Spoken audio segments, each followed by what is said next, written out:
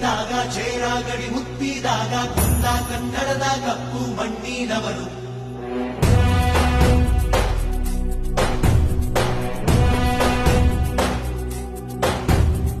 ವಜ್ರ ಬಲ್ಲಾಳರಾಯ ಸೋಗೆ ಬಲ್ಲಾಳರಾಯ ಕತ್ತಿಗಲೆ ಬಿತ್ತಿ ಹೋದ ವಂಶಾದವನು.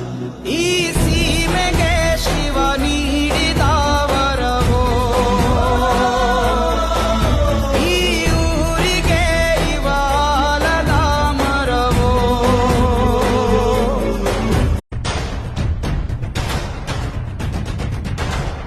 ಚೋಳ ತಲೆ ಎತ್ತಿದಾಗ ಚೇರಾಗಡಿ ಮುತ್ತಿದಾಗ ಕುಂದ ಕನ್ನಡದ ಕಪ್ಪು ಮಣ್ಣಿನವನು.